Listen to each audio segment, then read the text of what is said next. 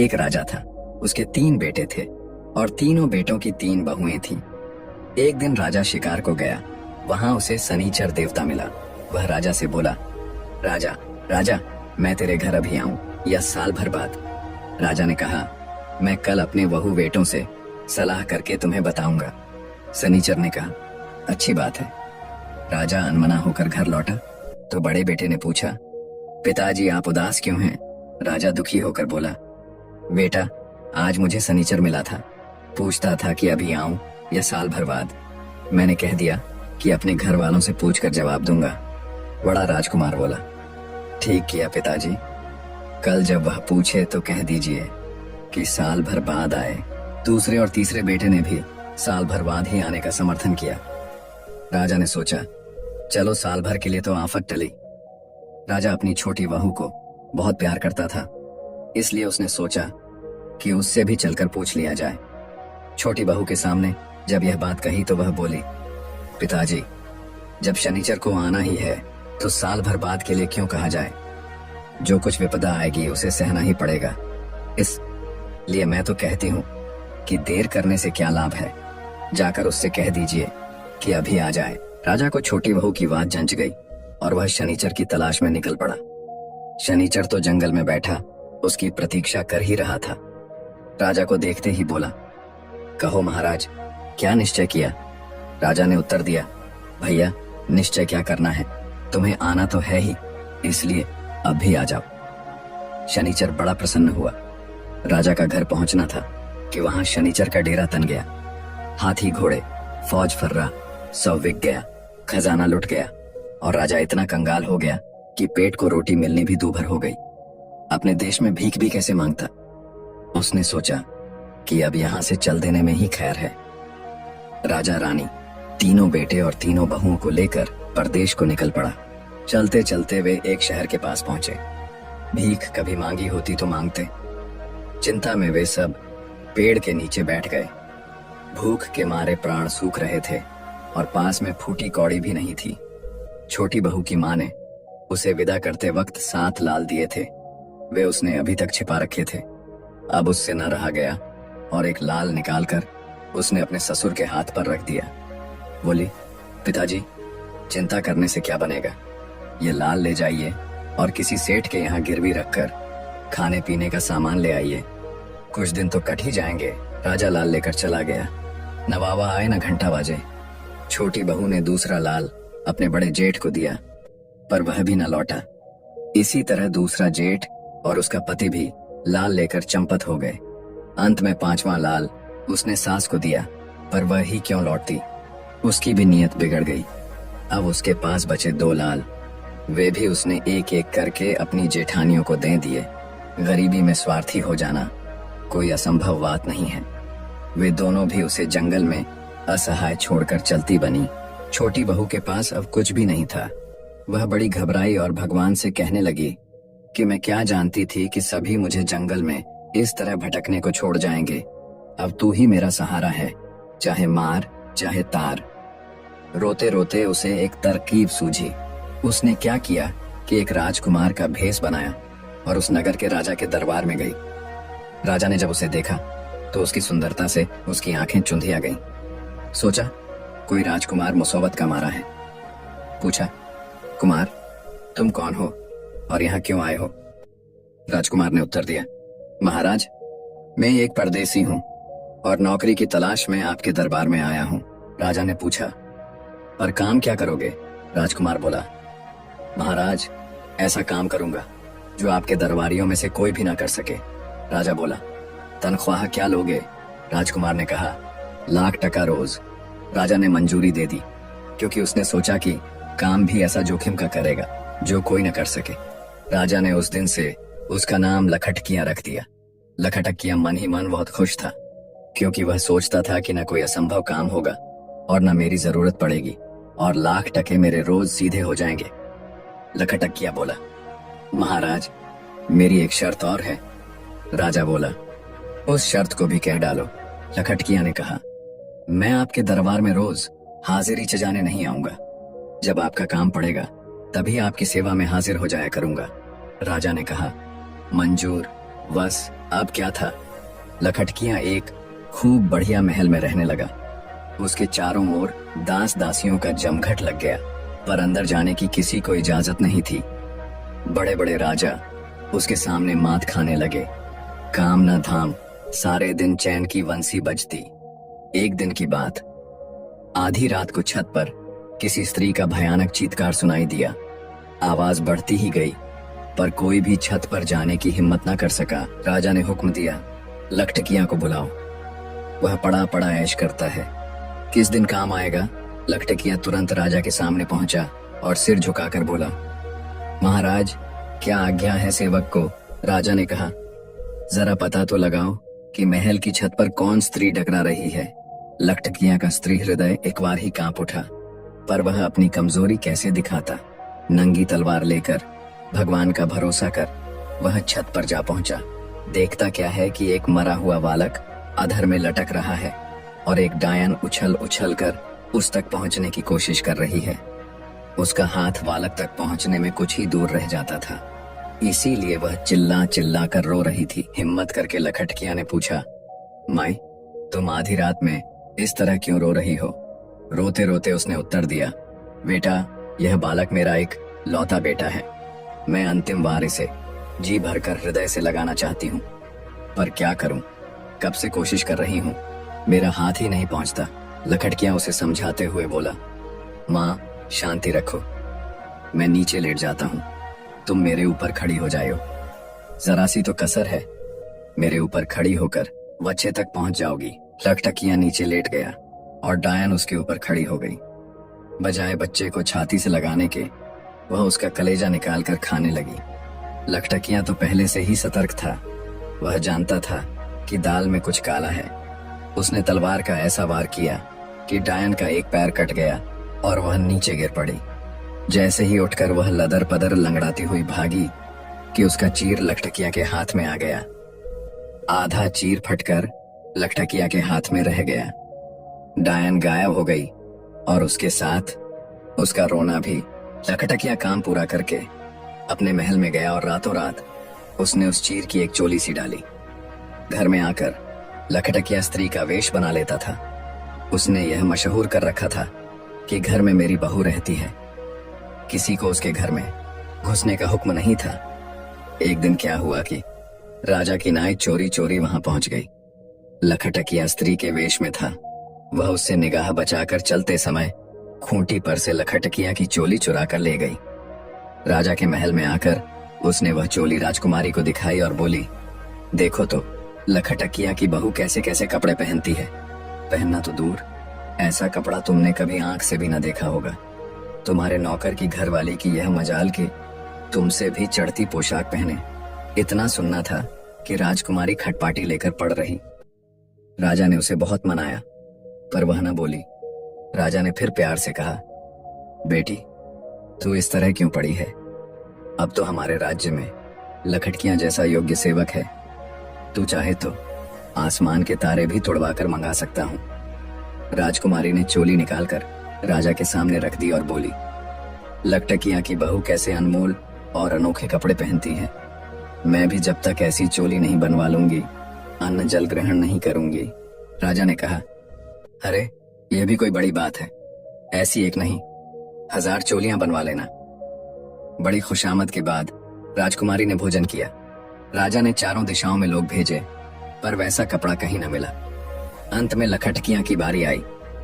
राजा ने उससे कहा, लखटकिया तुम्हारी बहू के पास जैसे कपड़े की चोली है, वैसा ही कपड़ा तुम्हें राजकुमारी को लाकर देना होगा।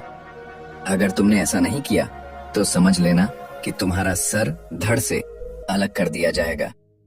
लखटकिया नाइन की चालाकी समझ गया, पर करता क्या। उसने राजा से 1 साल की मोहलत मांगी। वह घर से निकल पड़ा और चलते चलते एक श्मशान में पहुंचा। वहां उसने देखा कि एक जवान लड़के की लाश रखी हुई है। आधी रात थी, चारों ओर गीदड़ और उल्लुओं की भयानक आवाज हो रही थी।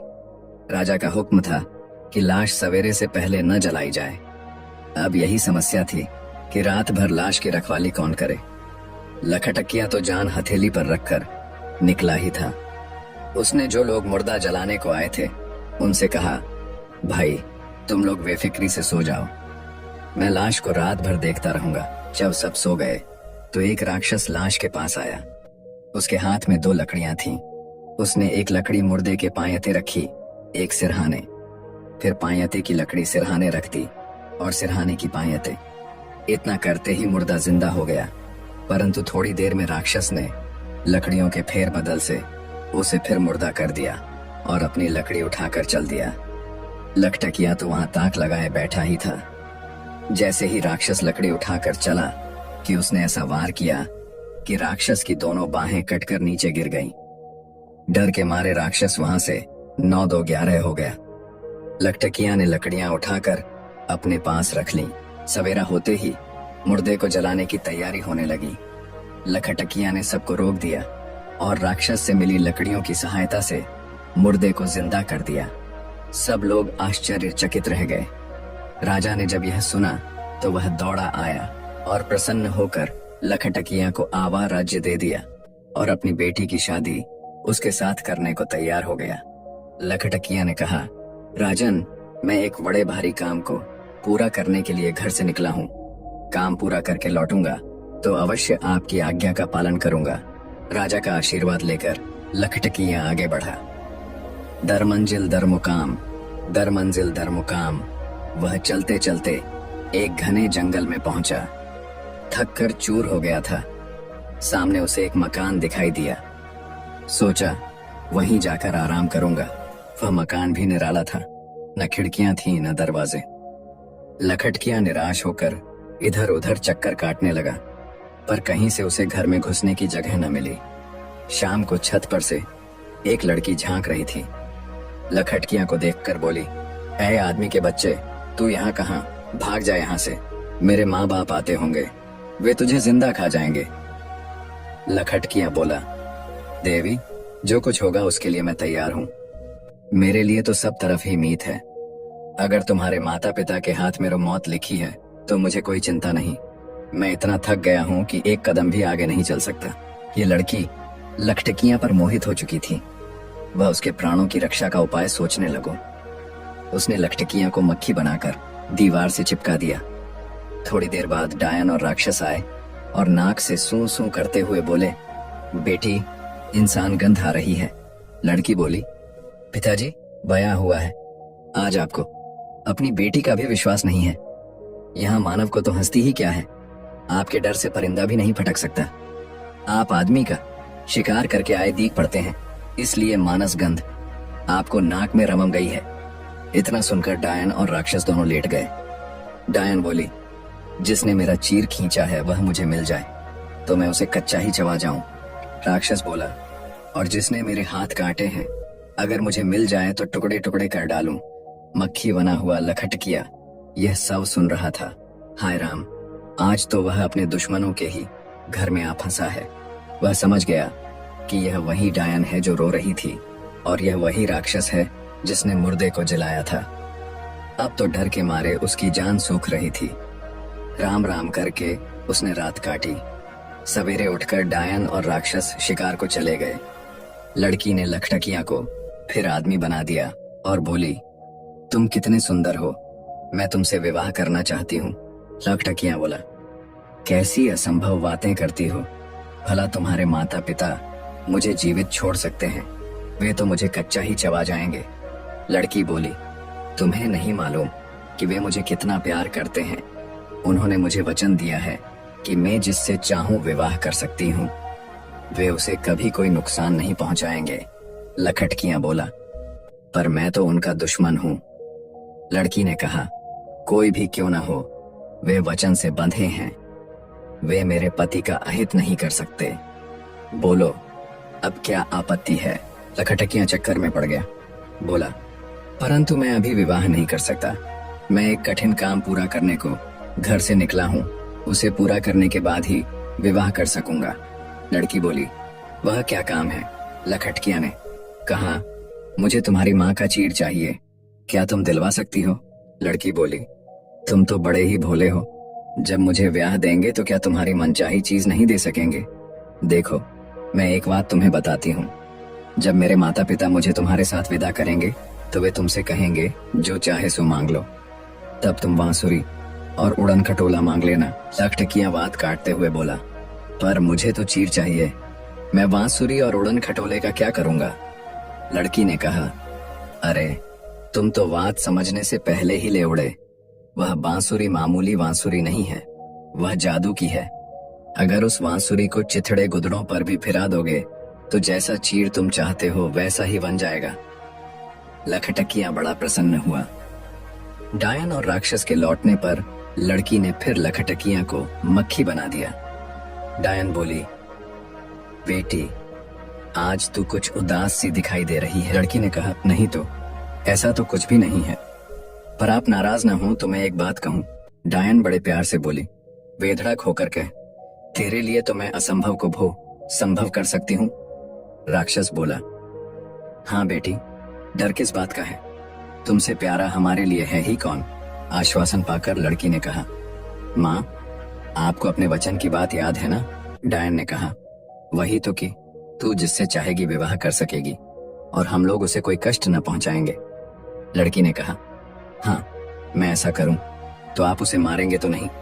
डायन और राक्षस ने एक स्वर से कहा, कभो नहीं, कभी नहीं, कभी नहीं। 3 वचन भरवाने के बाद लड़की ने लखटकिए को मक्खी से आदमी बना दिया और बोली, यही मेरे होने वाले पति हैं। डायन और राक्षस अपने शत्रु को देखकर दांत पीसने लगे, पर कर क्या सकते थे? अपनी बेटी को वचन जो दे चुके थे उन्हें विवाह करने के लिए राजी होना पड़ा। विदा करते समय डायन लखटकिया से बोली, बेटा आज से तुम मेरे दामाद हो, जो चाहो मांग लो। लखटकिया ने कहा, माँ मुझे आपकी बांसुरी चाहिए। डायन ने बांसुरी दे दी। राक्षस बोला, बेटा मुझसे भी जो जी चाहे मांग लो।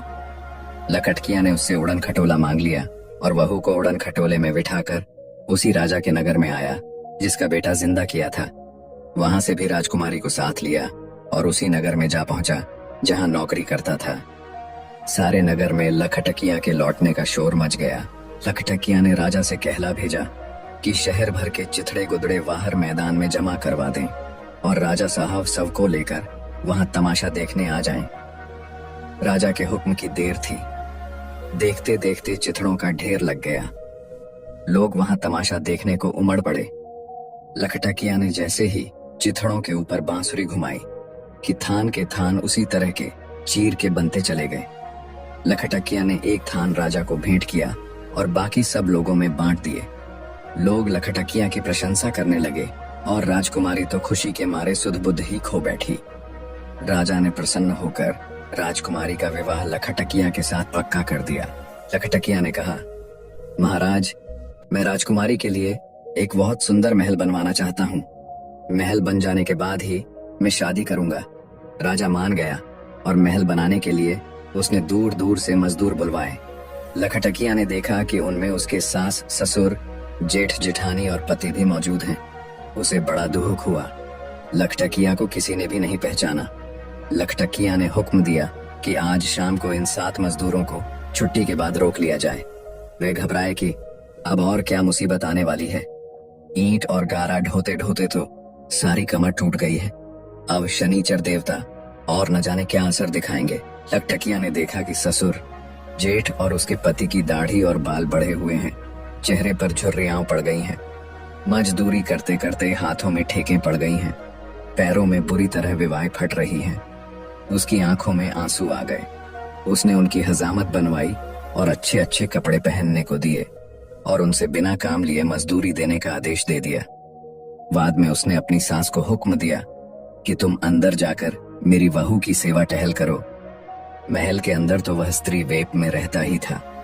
उमने एक दिन अपनी सास से कहा कि मेरी जरा पीठ सहला दो। पोट सहलाते सहलाते सास रोने लगी और उसकी हिचकियां बंध गई। लखटकिया ने पूछा, सच सच बताओ क्या बात है, इस तरह क्यों रोती हो? सास ने कहा, तुम्हारी पीठ का मस्सा देखकर मुझे अपनी छोटी बहू की याद आ गई है। शनिचर के प्रकोप से हमारी अक्ल पर पत्थर पड़ गए और हम उसे धोखा देकर अकेली जंगल में भटकने को छोड़ गए। पता नहीं कि वह मरी है या जीती। सास का दुख देखकर लखटकिया से चुप न रहा गया और वह उनके चरणों में गिरकर बोली, माँ मैं ही वह आपकी छोटी बहू हूँ। सास ने बहू को छाती से लगा लिया। इसके बाद उसने ससुर, जेठ जेठानियों और अपने पति को भी बुलवा भेजा। वे अपने किए पर बड़े लज्जित थे। अपने पति को लेकर वह राजा के पास पहुंची और बोली, महाराज, यह आपके दामाद हैं, मैं तो आपकी पुत्री हूँ। उसने आदि से लेकर अंत तक सारा किस्सा राजा को कह सुनाया।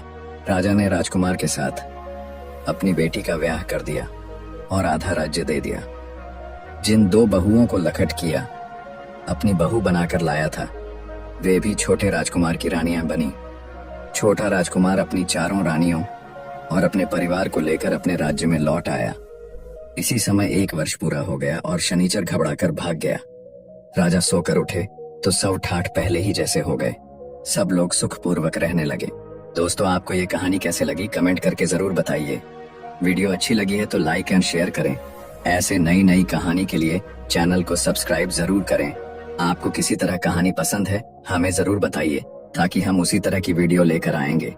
यदि आप हमारे पिछले कहानियां अब तक नहीं देखा है तो उसे भी एक बार जरूर देखें। आपका ध्यान रखें, क्योंकि जल्द मिलेंगे एक नई कहानी के साथ। तब तक के लिए जय सीताराम।